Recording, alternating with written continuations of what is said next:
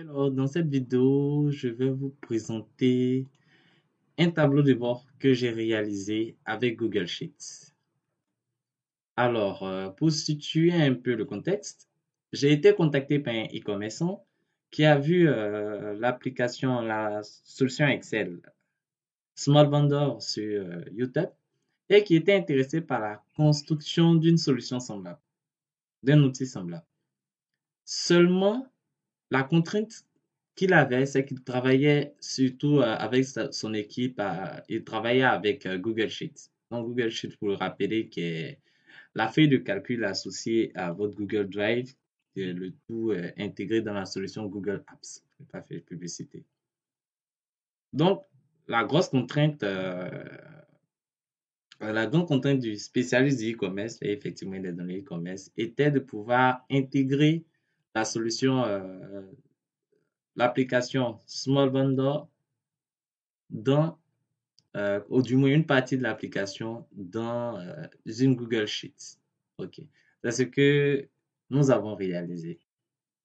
Je vous présente un peu la chose. Alors, donc, à l'intérieur de notre solution,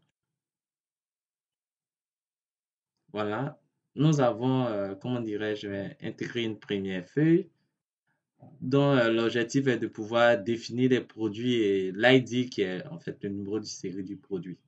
Donc, vous allez pouvoir définir chacun des produits, un peu comme dans le Small Vendor si vous avez vu la vidéo.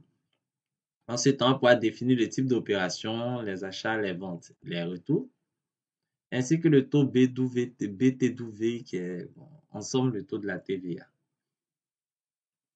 Donc, une fois les éléments définis, vous aurez la possibilité d'enregistrer vos différentes opérations.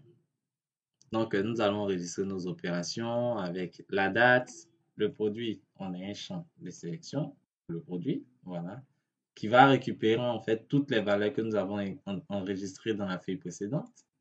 Ensuite, à partir du produit, automatiquement, l'ID est récupéré. On sélectionne le type d'opération entre achat, vente et retour. On enregistre la quantité, le prix unitaire, le montant total achat. Quand on est dans le cas d'un achat. Si c'est une vente, la zone chiffre d'affaires, etc., etc., pour les ventes ou les retours. Donc, à partir de nos différentes informations enregistrées dans notre feuille d'opération, on pourra avoir une situation sur la feuille que j'ai appelée stock. Alors, dans cette situation, on a le chiffre d'affaires, le chiffre d'affaires global qui est un highlight, le chiffre d'affaires, la profitabilité, le retour on invest et le total des achats. On a l'évolution annuelle des achats, l'évolution annuelle du chiffre d'affaires. Et derrière, on a une analyse du stock. Donc, on a le stock restant, les quantités achetées, ainsi que leur valeur, le montant, les quantités vendues. Ça, les quantités vendues, le chiffre d'affaires hors frais, le chiffre d'affaires après frais, parce que dans leur cas, on va en appeler si chiffre d'affaires hors frais, le chiffre d'affaires généré hors livraison et après livraison. Derrière, on a le coût unitaire moyen pondéré, on a les COGS qui sont le cost of goods sales, donc le coût des, c'est ça, oui, le coût des biens vendus. Ensuite, la marge, le taux de profitabilité et le retour sur investissement.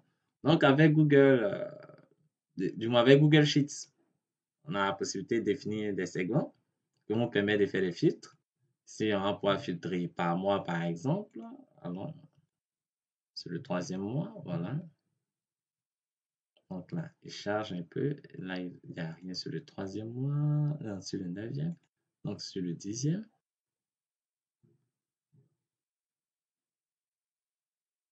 Voilà, sur le 10e, il y a un chiffre d'affaires qui a été généré. Donc, l'essentiel des mouvements se passe sur le 11e mois. Voilà. On a la possibilité de filtrer aussi au niveau des articles. Donc, on va voir Body BB. Dans ça, moins, c'est du coup, on a fait un retour et récupérer l'ensemble des valeurs. Voilà. Donc, là, on a vraiment, je dirais, c'est pour ma part, on va vraiment tester les possibilités de Google Sheets. C'est vrai que Google Sheets n'est pas aussi efficace qu'Excel, mais on peut néanmoins sortir quelques petits outils qui pourront aider.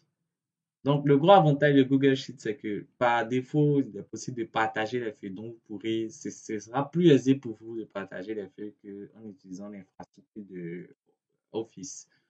Ou bon, limite, Office 365 serait une meilleure alternative. Moi, je pense que nous avons fait le tour. L'idée était de présenter. Voilà. Donc, je vous remercie. Ensemble, si vous souhaitez des outils réalisés à Google Sheets, je pense que cela est dans nos cordes. Merci beaucoup.